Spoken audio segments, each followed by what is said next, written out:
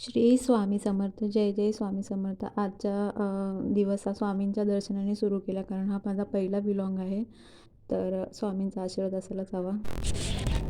नमस्कार, सानवीज लाईफस्टाईलमध्ये तुमचं मनापासून स्वागत. आज आपण करणार आहोत सुक्या ओल्या खोबऱ्यातलं चला तर मी तुम्हाला आजचं साहित्य दाखवते. सुकं खोबरं भाजलेलं आणि कांदा आणि लसूण, हे ओलं खोबरं आहे.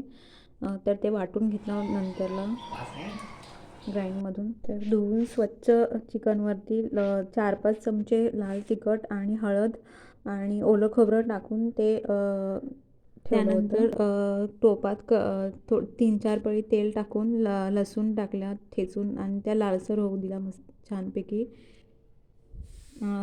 नंतर मग ते त्या चिकन त्या टोपामध्ये चांगलं परतून घेतलं व्यवस्थित.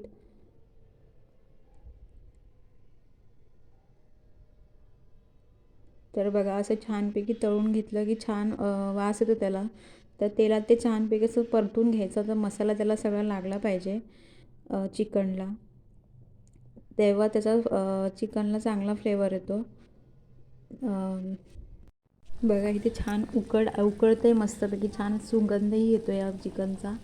तर तुम्ही माझ्या चॅनलला सबस्क्राईब करायला विसरू नका. आणि आजचं हे चिकन कसं झालं आहे याचे कमेंट करून नक्कीच मला सांगा. तर चॅनलला सबस्क्राईब करायला विसरू नका. असं छानपैकी ढवळून त्याला झाकण ठेवून ठेव.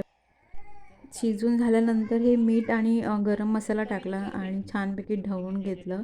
परत एकदा असं मस्त त्याला एकजीव होऊ दिलं. आणि बघा इथे छान कलर आला आहे मटणाला, सुंदर असे रेसिपी